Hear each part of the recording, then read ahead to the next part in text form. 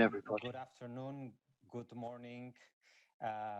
Muchas gracias por Thank you so much participar en for esta being nueva here and sesión for attending this new del session ciclo de in debates, the polarización discussion y cycle diálogo about en sociedades polarization and democráticas dialogue para hablar in democratic sobre societies. Estados Unidos, Today, we will be los distintos discussing elementos the que ocurren USA en and the Estados different Unidos, qué polarization es lo elements que es in the propuesto por USA. la Junta And this is de a Roma, joint initiative of the del Club of ICIP, Rome, de la Fundación HIP, Cultura de Paz from y the del Culture CIDOB, of que Peace cuenta también con el Foundation, apoyo de and la obra social it de la has the Caixa support y of the La Caixa Pau Solanilla. Foundation and Palau Y estamos Macaya. transmitiendo ahora And we mismo en are directo en dos lenguas, actually en spreading this castellano in two languages, in mediante el Spanish enlace en castellano y en through a inglés link in con el Spanish enlace en and inglés in en English through nuestro the canal en English directo link de YouTube. O sea, se in puede the seguir YouTube en ambas lenguas. channel. You can Y hear it in estamos both languages. para And abordar today, esta in cuestión order to a talk dos about expertos que this han issue, we have two trabajado y están experts trabajando who have desde been luego working sobre and los who are still distintos working factores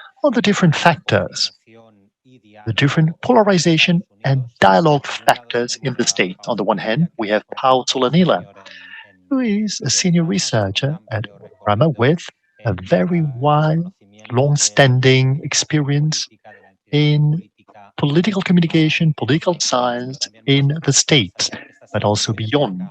cerca el camino He hacia las knows elecciones de noviembre. Y por el otro lado he is tenemos a Julia studying Roig, the road que towards es elections in November. presidenta At del the other hand, we Partner have Julia Global Roig, who is y the que está ahora mismo en chairperson of Washington, Global y se Partners, conecta en Partners Global, directo gracias and a therefore esta she is sesión connecting. de She's videoconferencia in desde South Nueva Carolina York. now, so Y she's con la idea hoy connecting es with us precisamente on the abordar other side of los the distintos Atlantic. elementos So de today we will analyze the polarización different en la sociedad elements y la política that americana. affect society and Esta es American una politics. tendencia de largo alcance. It is a Todo esto long se ha recrudecido en los reaching últimos días con la issue muerte por that parte has de worsened in the last few days because un of the policía de George Floyd, y que death ha llevado a of toda una serie de George Floyd. And that manifestaciones has brought a number a lo of largo de todo el país, demonstrations throughout the country. reivindicando, por supuesto, la igualdad And, de trato por well, the materia racial, una and cuestión de largo equal alcance en la treatment política americana, de larga for división en all la política races. americana, de la And, sociedad well, the americana, y que se ha race vuelto issue is a en su dividing momento, como ya se cleavage. hizo en los 60 y hasta And that was the case also distintas, back en in the distintas oleadas. Pero 60s. esto es solo una fase But de this la is just evidencia de one este desarrollo en la phase sociedad of the americana. evidence of Por otro lado, polarization in tenemos in the la American situación que está society. generando la We crisis have also del the coronavirus, polarization con una created by incidencia en Estados coronavirus, Unidos which mayor que en has cualquier otro país a desarrollado, greater effect y que in ha the pasado a ser States el compared to the epicentro rest of the world. de la The pandemia, States has con become una ground curva zero de of the contagios que pandemic no se with aplana, a con un número contagious creciente curve that's not yet has not yet flattened, de muertos por and causa de la with pandemia, a growing y number of con una casualties due to the pandemic, creciente tendencia and also polarizadora with a sobre la clear teoría de fractura polarizing intelectual, trend del que hemos hablado mucho, following the mucho en cleavage that I have just mentioned. existente entre And given the el policies seguimiento y el that seguimiento y la exist, presidencia de the Trump policies followed by President comunicación Trump, política, following his ha usual ido fraguando political una mayor style. And this has created a greater y que por tanto polarization in es the un States. elemento más de And fondo, therefore, pero del it's que hablábamos en su another momento, y que ahora element mismo for vuelve también discussion y volverá a that ser has come back de and will aquí come a back noviembre con during las the elecciones. elections in November. Por lo tanto, estamos ante un So we país are con un facing a caso de country. estudio We de have a case polarización study of polarization de primera magnitud por esos tres that's factores, very significant because of these por three Floyd, factors: por el due to the coronavirus y death of por Floyd, due la to política americana, coronavirus, y que por lo tanto tendremos and ocasión due de abordar con to dos the expertos. También American nuestra idea no es solo politics. detenernos en el We have análisis these two de las experts, dinámicas de and we want not only polarización y to política americana, analyze sino these también dynamics, dar algunas but pistas we would also sobre qué would escenarios like to give de some clues negociación, de as to what are the estrategias políticas, de scenarios elementos de diálogo and están what encima de la is mesa ahora y se están the elements ejecutando for y se dialogue están that are on buscando top of the table. para Now we are rebajar esos niveles working de tensión to en la sociedad reduce y these para levels of tension in ver society cuáles son las and to see perspectivas de what poder are de the diálogo prospects ante for las a elecciones dialogue de noviembre. given Así que, the Pau y November Julia, elections. So agradeceros on my muchísimo side, I'd like to thank you very much, both Pau and vuestra Julia, presencia esta tarde for aquí. your Tenemos una hora y attendance. We have minutos de debate por a bit delante. more than Vamos 1 a abrir hour la primera parte ahead. con I'm going to start intervenciones giving the floor a cada to uno de los ponentes. Así Pau. que, si os parece, And so, Pau, I'm going to start with you. You have the floor. Well, thank you very much indeed. Thank you for the introduction. Thank you for inviting me to the Club of Rome, like Caixa, and thank you for organizing this discussion. It's a discussion that we wanted to hold in March, physically.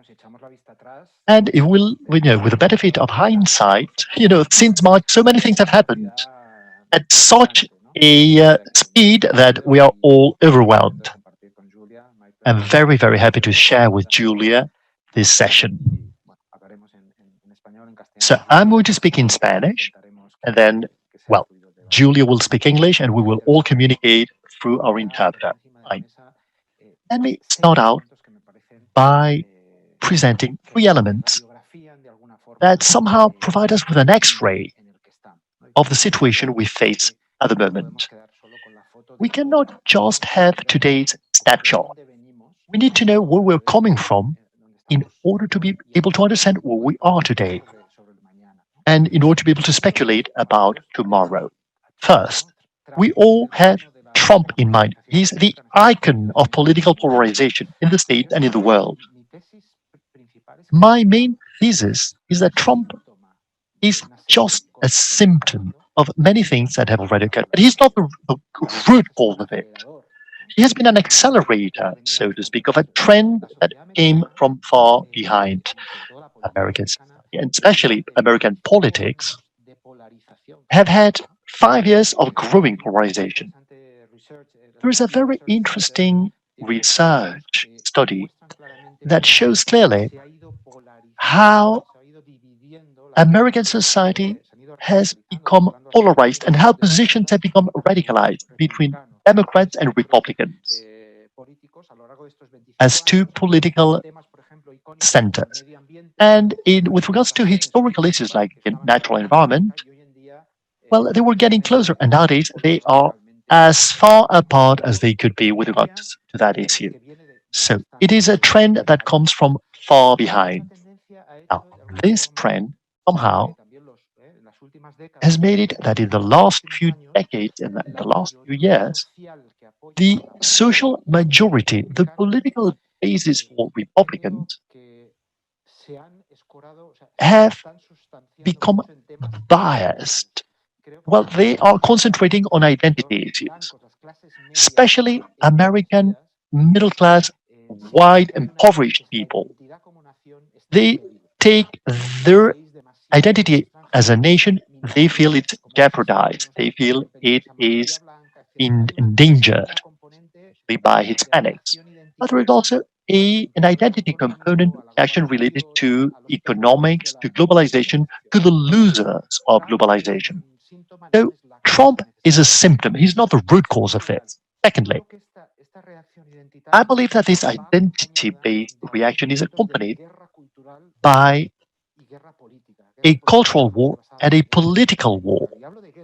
And I'm talking about warfare, because, to be honest, I believe there has been a change in American politics. We see this is also being exported to the world. And this is a combat. It is a struggle against an adversary, against an enemy. In politics, we had rules, but now we see how American politics are all about destroying the enemy, destroying your political opponent. And this is based on political lack of correction. This has been consolidated. Communication style, it's very emotionally driven. A new authoritarianism of fake news. There is a real manufacturing of fake news in the States with a simplification of messages. I mean, the most complex issues are summarized and reduced to a single simple sentence. And this has been the new American right wing that's generating a new political spectrum. The third element is that this right wing has as a significant trait radicalization. The alt-right movement, which is a movement whose leitmotif is a radical struggle against anything that's progressive. Now, when we talk of the American alt-right, or in general terms of the American right wing, we have to analyze the sources they drink from. There is something called radics, a white raciality. But there's another one that was not as well known, which is, the enemy of Islam, the stranger, the alien, feminism, politically incorrect movement. These two movements somehow have merged together, and they have given rise to a very powerful group from every point of view. The fourth element, the accelerators of polarization. As I've said, Trump is a symptom, he's not a root cause. And one of the accelerators of this polarization was the Tea Party and Sarah Palin 10 or 14 years ago, with the arrival of Barack Obama to the presidency. How the language of politics, how the language becomes a weapon. And the language of politics is a violent language. It is a violent language. And for 10 years ago already, Sarah Palin published on the 23rd of May 2010, which Matt Thompson remembers in his book Wordless. She says, never go back, always charge ahead. And this reminds us of the language of warfare, of charging your weapons and carry on. And we know how weapons are very much present in American daily life. So there is a higher degree reached in the language of politics, which was promoted by the Tea Party. And this, well, Julia may tell me if I'm wrong or not, but that has added to the polarization. You have to go back to the good old times, to the American essence based on conflicts. Those who are disempowered are the weak ones. There is a great mistrust on public policies, and we are an exceptional movement that comes to recover America for the real Americans. And this is a vision we have of life. And this is a very significant element in the process of radicalization. Fifthly, Trump. Fifth point. And then within that context, Trump appears. He complements it very well. He has taken advantage of all of this context. He knows how to play with it. He plays not only with language, but let's remember that Donald Trump played for 6 years with the controversy as to whether Barack Obama was a real American or not. 6 years dealing with Barack Obama's real Americanness. And in his context, in his environment, there have been some sinister characters that have been highly efficient in the design, development, and planning of polarization campaigns. We have Bannon, who was the National Security Counselor, and he came to Italy, here next door to Spain, to see if he could replicate the techniques used by Trump in Europe.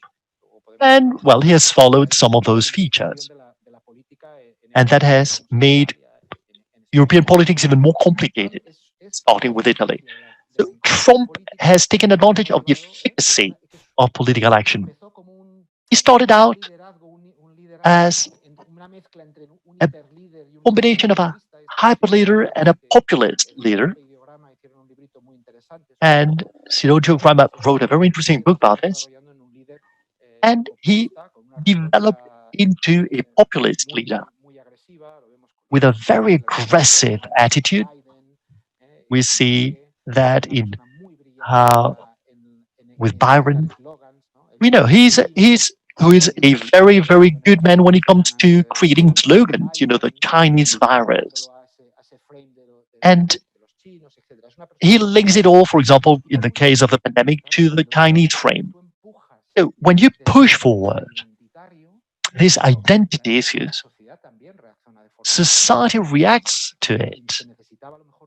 And maybe what we needed was this ignition to start the fire. And, like Floyd's death, to see how people on the left have moved. Democrats, Cortez, and all of the new figures of the American left wing, who are highly mobilized, reacting to the American right wing accelerator and Trump. And, well, that ignition has made it all explode.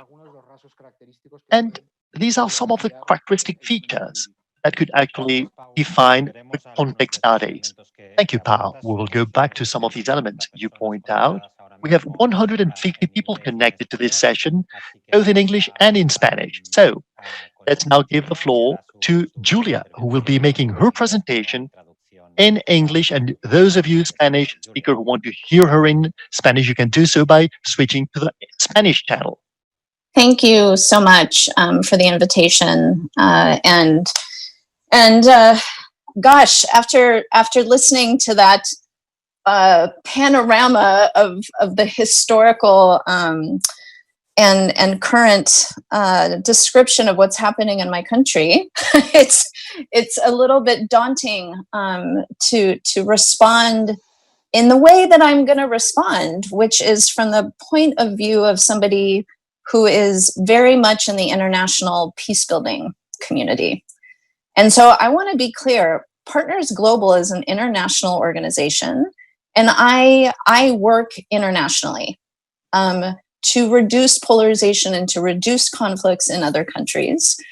And I'm not as active in the United States. And yet, all of us collectively who are activists and in the peace building world are absolutely involved in what's happening in our own backyard and trying to apply those lessons. And so I'm going to react to a couple of things that Pau mentioned, and thank you for that introduction, because it inspires me even more to say, well, then, okay, if that's what's happening, what do we do about it? I am not a political theorist.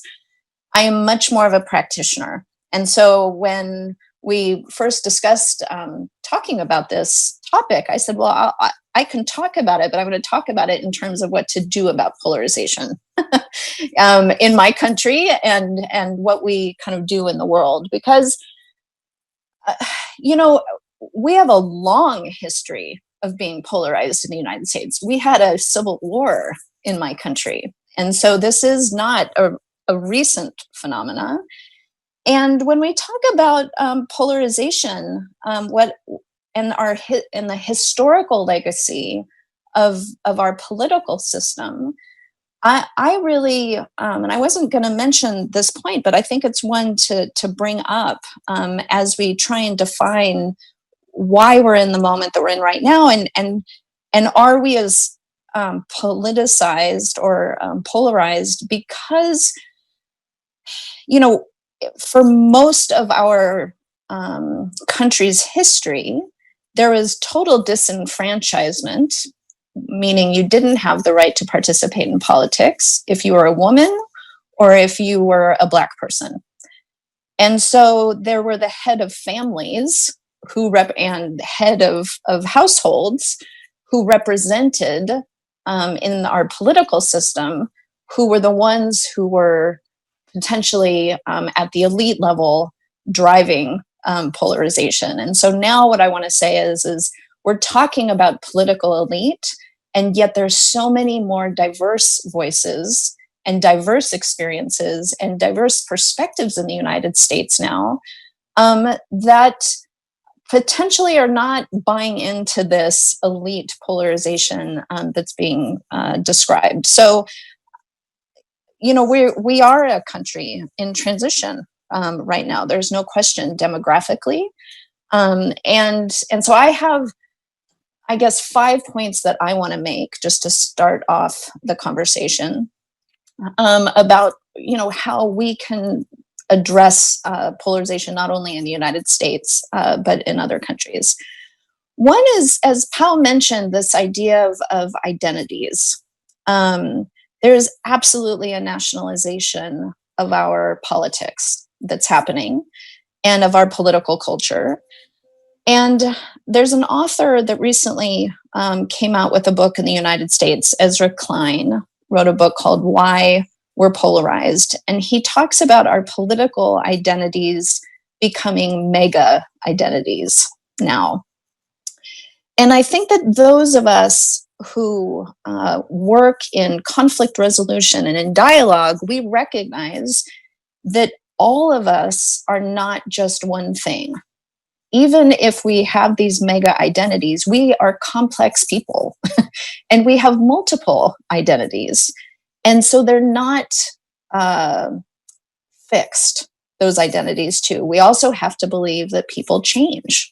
And so we're students at one point in our life, we're mothers, and we have to tap into the things that bring us common ground, because our political identity is just one identity. And I think it's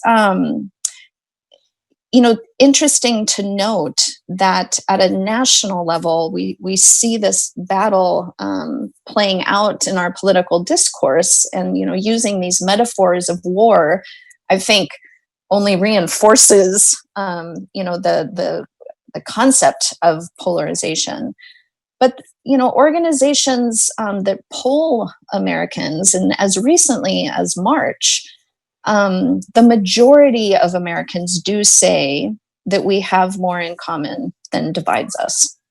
And so that's my first point, is that people hold diverse identities.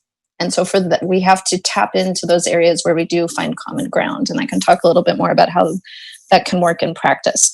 The second point that I want to make, though, is that we have to understand that each of us plays a role in polarized societies. And I really appreciate the work of Bart Brandsma in the Netherlands, who also wrote a book called Inside Polarization. And he has a very practical framework for understanding the roles that we play.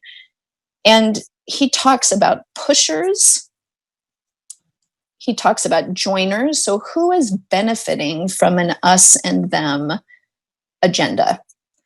And who then kind of joins into that group, the polls that are being pulled away. But there is a silent majority in most societies that just are watching this unfold. And so if my role is to be a bridge builder, where is my focus? Am I really trying to build a bridge between two extremes, these two polarized? And I have to say, it's not just the extreme right that is contributing to polarization in my country. There is a left polarizing agenda that is contributing to the us and them dynamics. And yet our job isn't necessarily to bring the most polarized together. It's to elevate that silent majority. Who is our audience? It's the people who are moderate. It's the people who maybe are confused by the issues, and so they don't participate. It's the stories of those diverse identities and the way that people are coming together. If we give more fuel to those stories and less fuel to the polarized pushers, then it's an active way of helping people not be a joiner, that they can see that there are more people like them. And it's about listening to them. It's about not necessarily lecturing to them about what their values should be, because they may be many things. So there may be a Trump voter who also cares about climate change, who also has a young person who's gay or whatever fault lines we want to say. This is right, this is left. None of us are that black and white. And so part of our job is to make the story more complex. because that's my third point, is how much language matters. And Pau mentioned this as well, that the use of language, obviously in social media and in the national media, and the emotions that it inspires, we all contribute to that. So we do process information emotionally. And we make meaning out of the world through the stories that are being told. In my country, we have an idea of pulling ourselves up from our bootstraps, of a very individualistic, that's a euphemism, isn't it? That, if you work hard, you can get ahead. That is very American. That's a story. It's a lens that we see everything through. But so then we have to make choices when we're trying to combat polarization about what do we want to emphasize, what stories do we want to emphasize, or what information do we want to potentially leave out? Because we're either going to foster a collective spirit or we're going to foster us and them. And so I want to mention some other work by some social scientists that I very much appreciate at the Frameworks Institute. They're based in Washington, D.C., and they do research on narrative framing. How do we talk about the issues that we care about? Because people may try to divide us, and we can either comment. And it's funny, I'm here at an event talking about polarization, and the truth is I believe the more you talk about how polarized you are, the more fuel we are giving to how polarized we are. And the fact of the matter is, a steady stream of commentary on partisan divides makes us more polarized. So we have to stay focused on the bigger messages, the role that government plays for all of us. Because if we are criticizing government constantly as letting us down, as being corrupt, more and more people turn away from government. And that distrust in government allows our political parties to operate in the way that they are without the accountability. So we can't continue blaming and shaming our political leaders and their followers. We have to have a bigger we. We have to remind them of our collective interdependence. And this is based on social science research that Frameworks has been doing, because outrage and indignation and shock, it only invites defensiveness. And so, of course, I keep thinking about my aunt or my uncle or my beloved cousins who could be watching this, who are Trump supporters, and how they would feel listening to someone talk about how Trump manipulates the populations.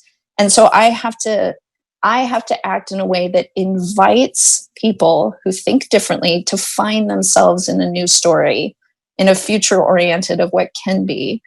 Because then that's my fourth point, is that I come from an activist community, meaning people who are working for social change. And the people who are activists on both the right and the left, we're so sure about our issues that sometimes the way that we can go about pushing for change divides people even more, because we're outraged. And so we're trying to find new ways of advocacy that is restorative of societal relationships.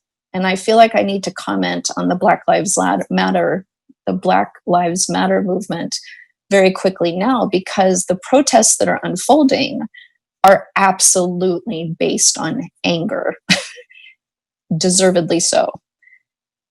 And naming what happens to Black people in my country and the police brutality and the murders that have happened. And yet there are so many other stories to be told about that protest movement, about the diversity of people who are on the streets, the solidarity that is unfolding, the joyfulness that people coming together saying, we can actually reimagine now, finally, reimagine what our investment in our communities, in the reform of police might look like. And I need to hold up the other people who are doing that work. I am not a part of that movement, and there's so many who've been working for racial justice for decades and years in my country. But there's leaders of that movement that talk about a radical imagination that has to happen, and that is a story that invites more people into that movement. There's a campaign now to defund police.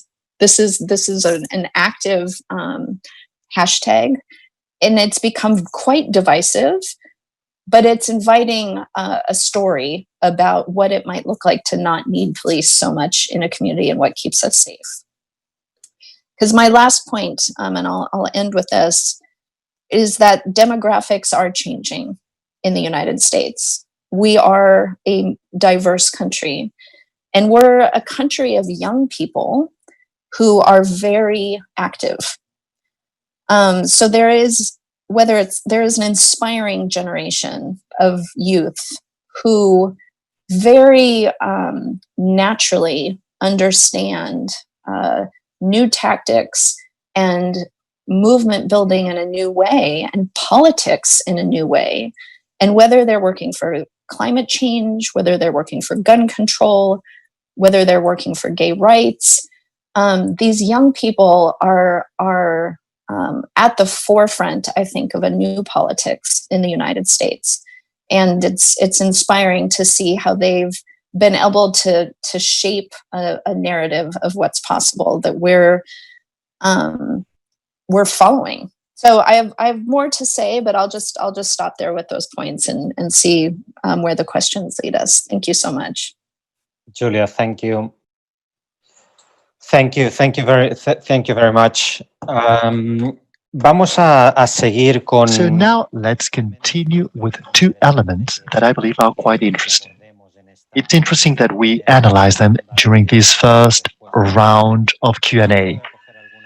I'm going to later on show you some of the questions mailed through the chat box. But let me start with two very interesting points, and you can approach them as you wish, Pau and Julia. The first one is to take all of this to the current state of affairs. There are many elements here that you have mentioned, Julia and Pau, about this American society that are either due to race reasons or economic reasons or educational reasons.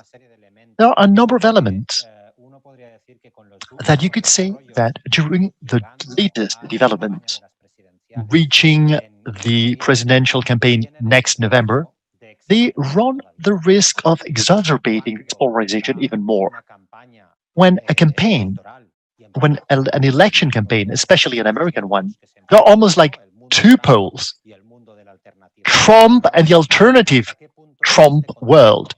So, to which extent this will be exacerbated by coronavirus, George Floyd's murder, and all of the narration about polarization, to which extent these elections could be, and the results too, an element to exacerbate, worsen this polarization, or could we say that the day after there are elements that will allow us to reduce the tension? That's the first question I'd like to pose to you.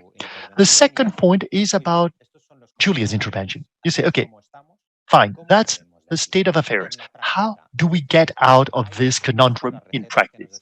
Of course, we have Julia's reserves of listening to the silent majority, to give a voice to the silent majority, to try, as Pau has said, to use a language that's not a warfare language in the tone they use. I mean, from a social standpoint, what other initiative actions could be undertaken and promoted in polarized contexts? And we could actually track it to other polarized elements. Italy, the UK. We will also cover in this cycle on the 25th, the post-coronavirus world. I mean, what can we actually do in practice? These are the two issues I'd like you to elaborate on. I'm going to start out with Pau. Okay, thank you. Thank you, Julia, for your presentation. Okay. Let me start out from my declaration of humility. I mean, we are in Spain, in Europe, and we are analyzing the states. I mean, some of the things we see from here, they are not really alien to our own reality. So I want to start out by saying that my position is a very humble one. However, those of us who analyze politics, I believe that one of the things that politics have broken away with, as is happening in Europe too, is that politics is based on confrontation. But in democratic systems, there is a fundamental issue. Affiliation and, well, you have confrontation, but then you have synthesis. You need to reach consensus and synthesis.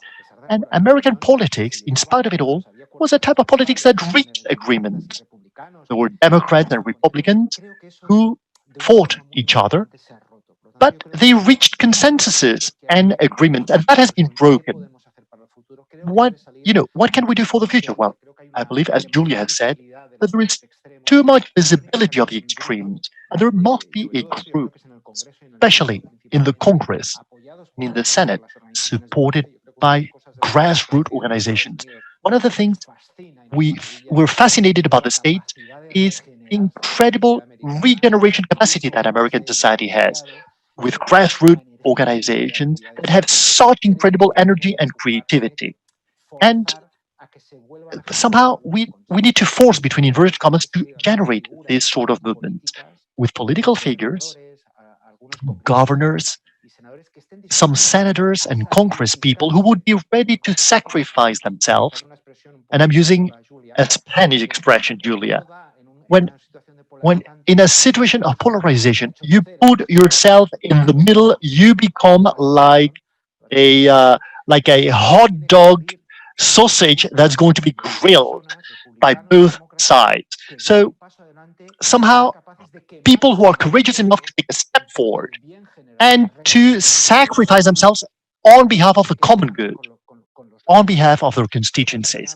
So I believe that American society does have that capacity.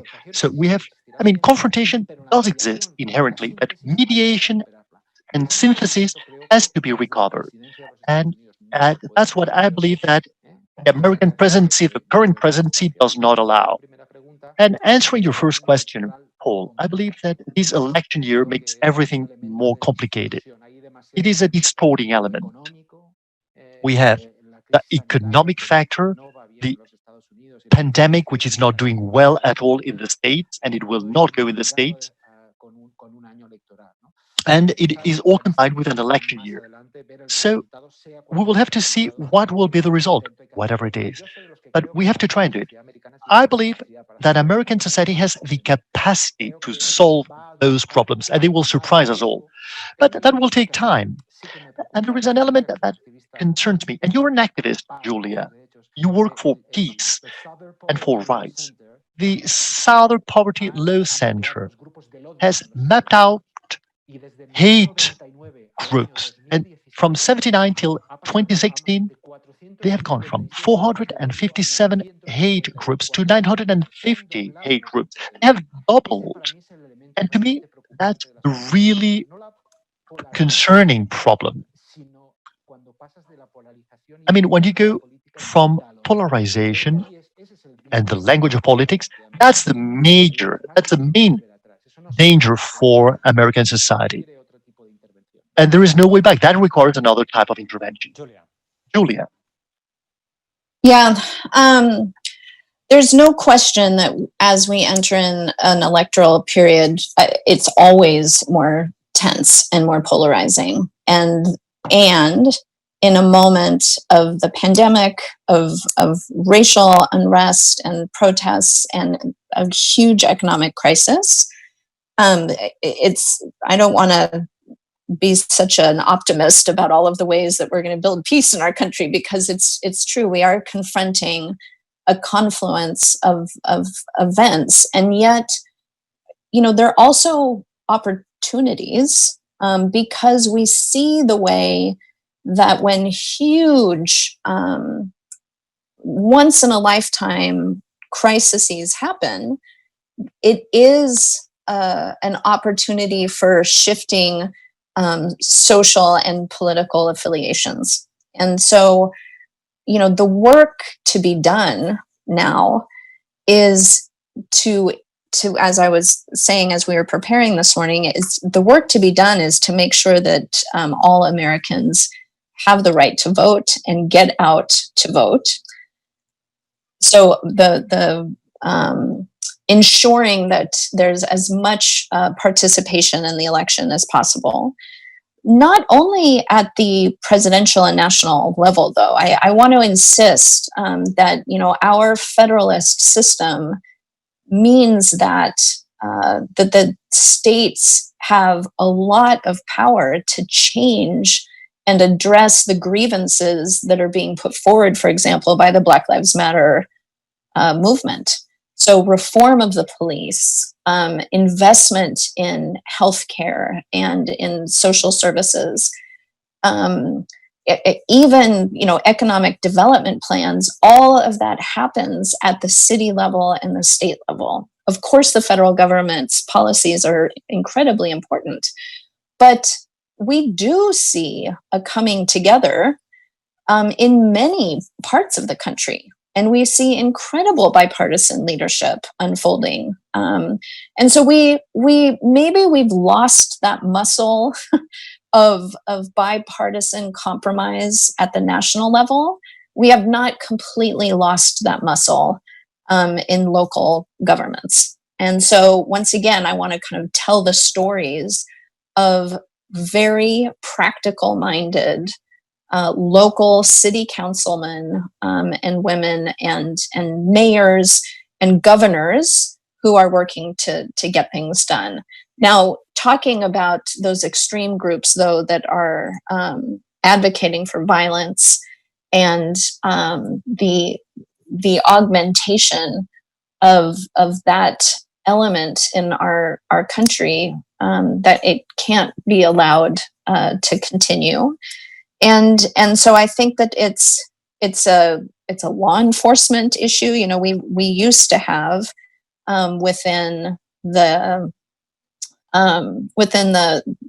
Justice Department a specific branch that was looking at national extremist groups and following them, and I think that that's something that needs to continue. And the way that social media channels are being used to recruit, and we're having that debate now about how to hold the companies that benefit from those platforms, how we hold them accountable for the content that's being put on their channels. And so that's not an easy answer. It's just that we as a society and as a country have to name that it's happening and address it. And I think part of the solution is looking at the channels where those recruitment and organizing are taking place. So I have a lot of colleagues who are working very closely with the different social media companies to try and address, what the balance between free speech and extremist speech is. And I know that Europe is facing those same challenges. Voy a recoger, okay, I'm going to collect now a couple of questions that have been sent to me through, we are 300 people are following this session, more than 300 people. So I'm going to do whatever I can to be able to cover the Q&A as efficiently as possible. Javier or Juan Pablo Soriano asked about the role played by the external actors.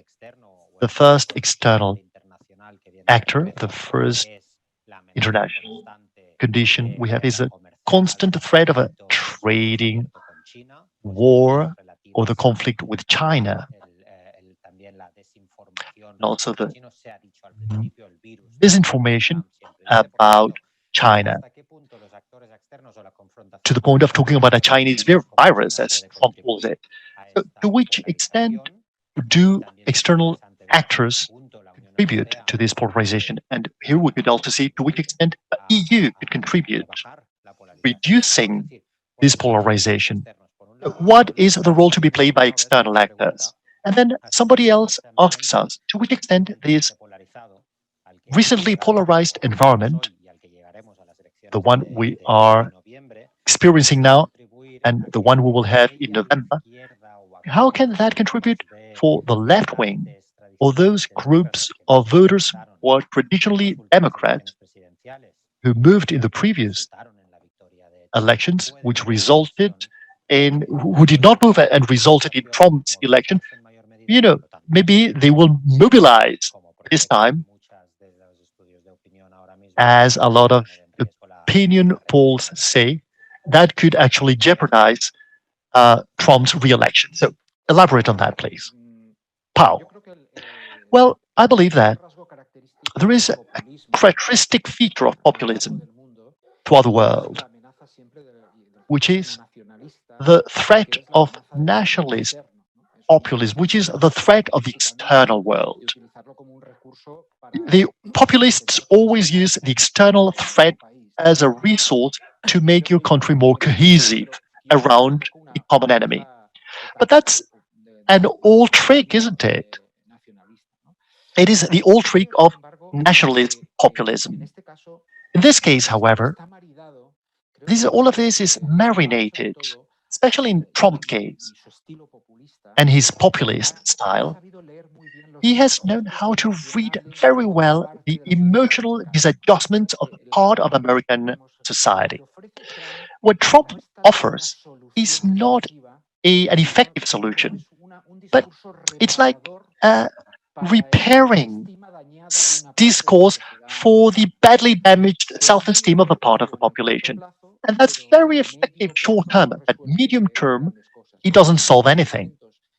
So, this is one of the elements. If we look out towards the future, I believe that American society, as one think tank said, okay, American society has a great capacity to think about what should be the role of the state in the world. And we can go back to mediation and consensus reaching. But the USA has to find again its role in the world. A world that's different to what had been told the world was. So I think there is an emotional disadjustment in American society. But American people have not been able to generate new narratives, new stories of the role in the world to adjust themselves to the world we live in. To want to project the USA going back to the 90s makes no sense. It's like going back to the good old golden times.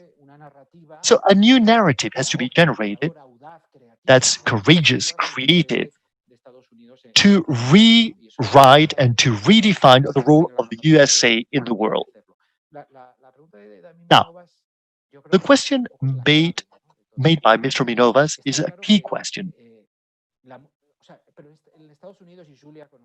In the States, and Julia is the one who knows the States best in this conference, this is, voting in the States is about registering to then go and vote. And then one of the great lacks that the left wing or the progressive movement has had, and especially the Afro-American community, it is a two-step process. You have to register and then you can vote. And it's a modest, it's a very simple two-step process, but some people do not follow it. When you have a situation of tension and violence, does that encourage them to go and register and then vote, or does it make them to remain at home? Personally, I think that all of the things that are happening could be a great encouragement to go and register and then vote. A society that faced with the violence, the protests, well, maybe they will have the second or the opposite reaction. Maybe they will just stay at home. To me, it's not clear. whether this situation will encourage them to register and then vote, or that will just make them want to disenfranchise and just remain at home safely.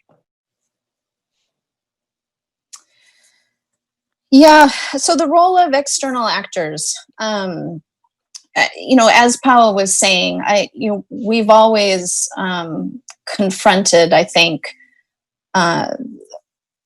the sense of both American exceptionalism and needing to be this force for good in the world, and still being somehow a nation of immigrants, and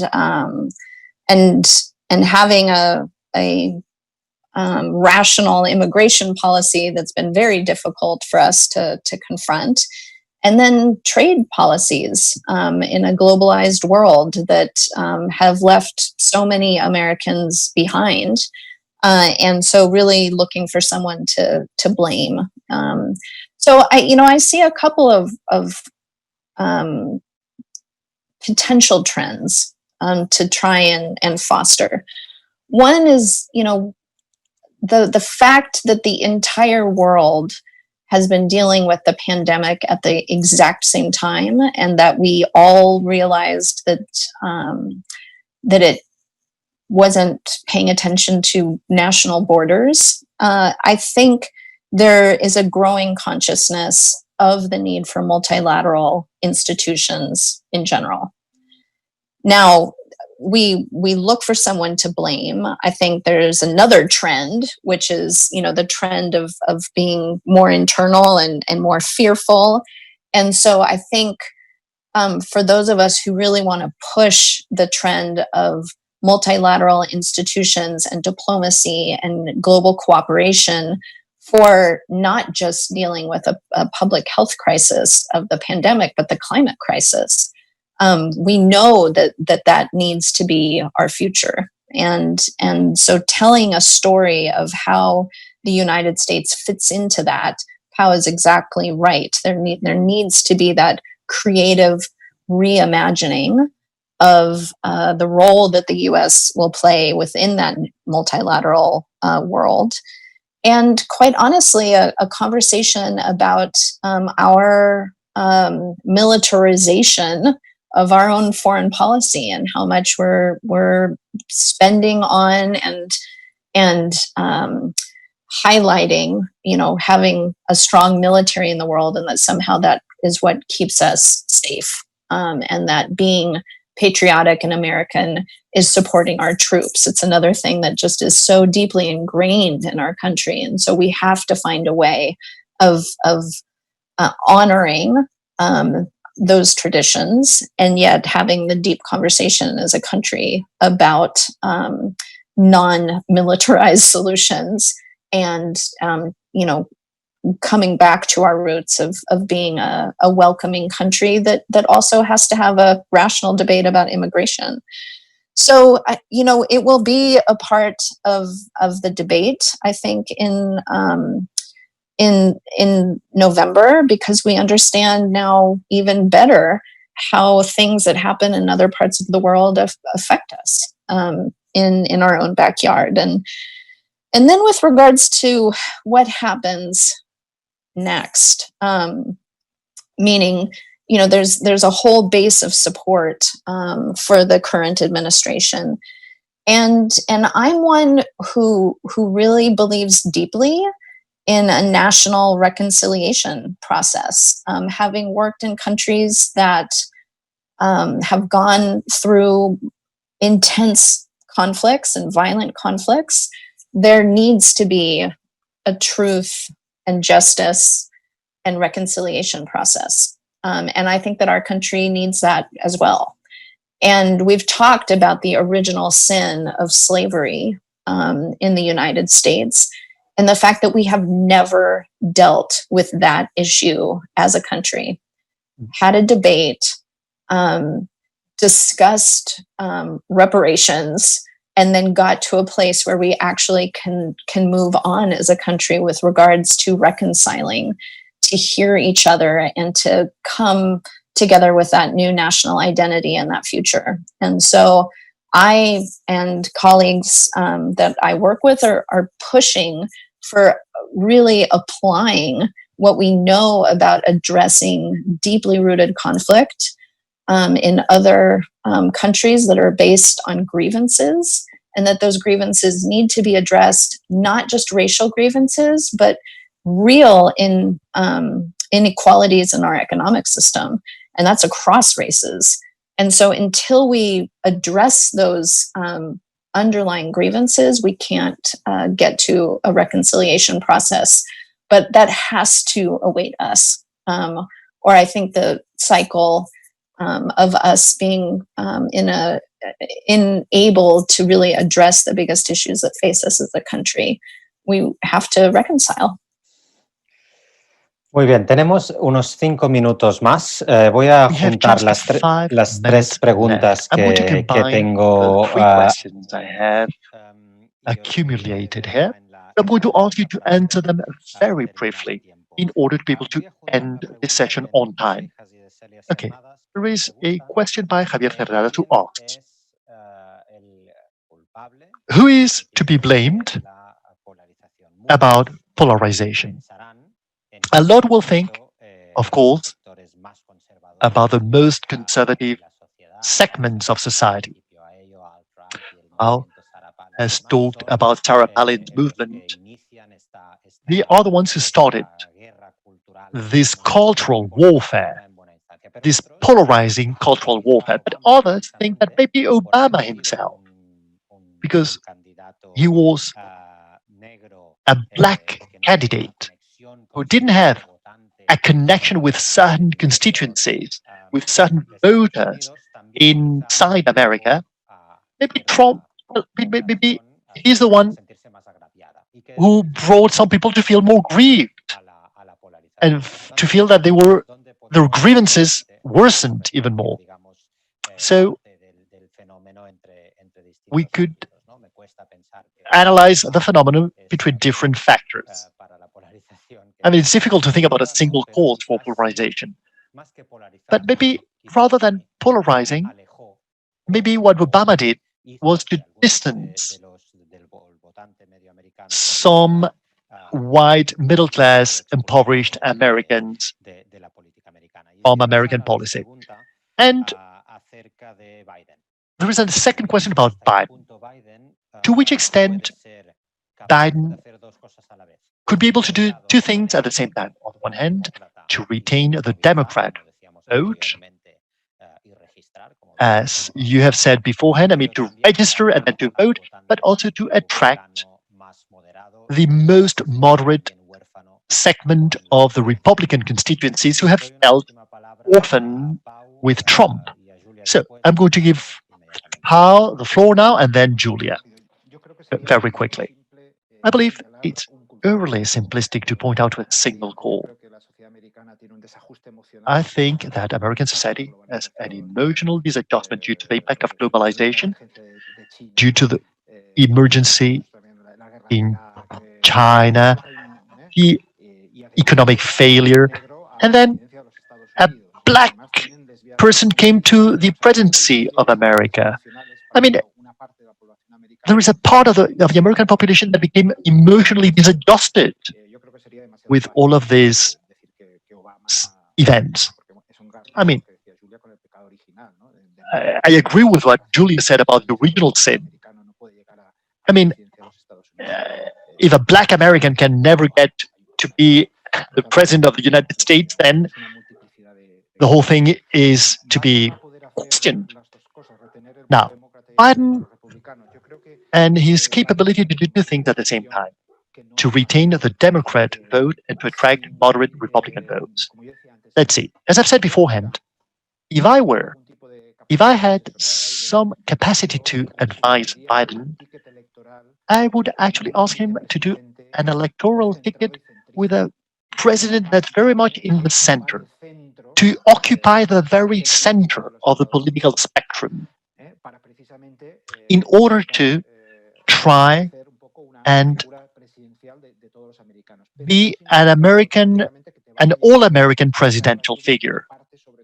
I mean, of course, the extremes will fall in that process, especially both extremes.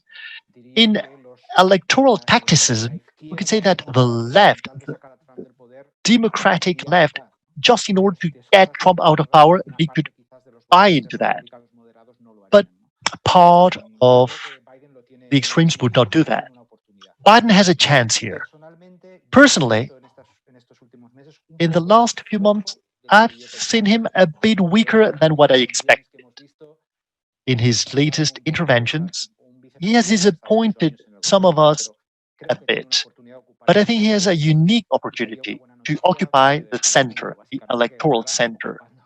And the world would gain very much if he occupied that center and he won the elections. Julia.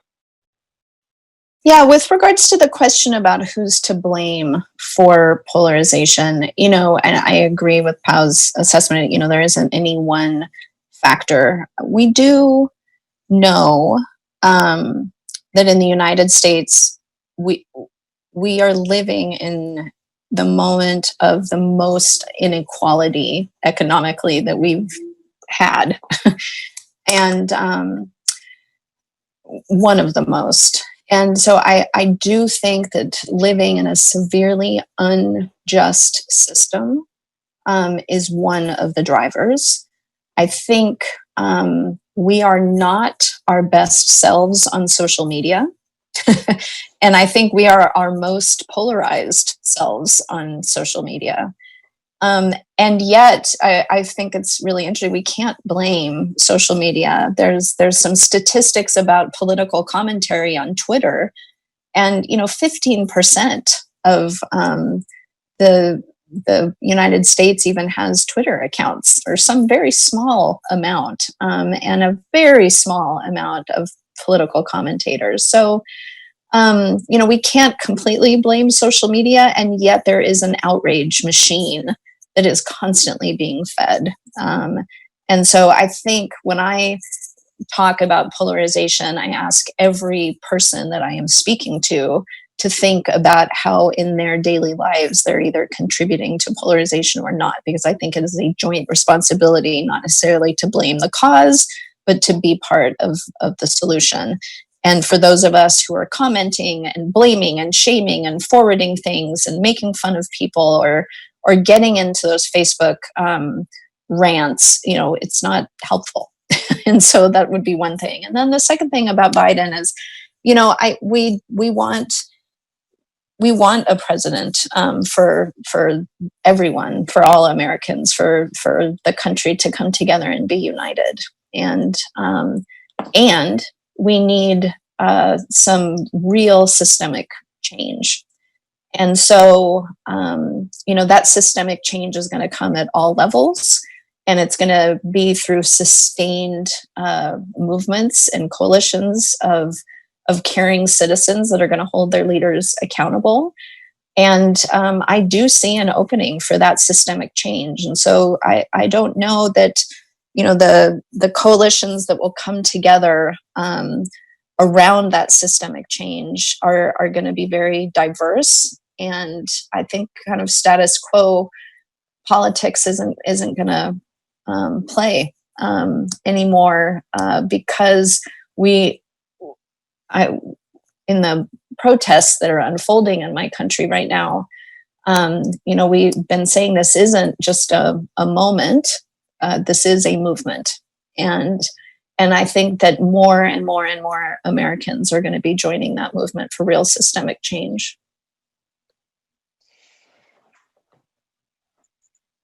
Muy bien. Excellent. Well, thank you very much indeed to both of you. Allow me, now that I have to close this discussion, I'd like to thank Julia Roig, because she shows us that the USA is very diverse. She has a fully Catalonian name and surname, but she's a full American too. And she knows what she's talking about. And thank you, Pau, for your presence in this discussion. I think you have given us some food for thought about the US, but not only the US, but about the whole world, how these dynamics and the capacity to overcome these hurdles through tools like dialogue. And well, that's at the focus of the cycle we have organized. And today we have a good example of this. And I'd like to thank the Club of Rome, Jaume Ladaspa, and Pablo Aguiar from ICIP, the Catalonian International Institute for Peace, and of course CIDOB and the whole team that has made possible this streaming, and the support of Palau Macaya and the La Caixa Foundation to hold these discussions. Let me tell you that the next session will be on the 25th of June at 6 p.m. We will talk about coronavirus and the effect that coronavirus could have for the effect of cooperation internationally. And thus, we will talk about another polarization debate, how coronavirus could have an effect on all of it. And I'd like to thank John Rusty, the interpreter, for his good job as an interpreter, for his simultaneous interpretation job into English and into Spanish. Because I have to tell you, he could, either in Spanish or in English, it was always him speaking. So thank you, John, for allowing us to communicate so well. Thank you to the 300 people, the more than 300 people who have been attending this session. Well, we wish Julia could have been here in March, but this has been a great success. Thank you all, and see you next time on the 25th of June. Thank you.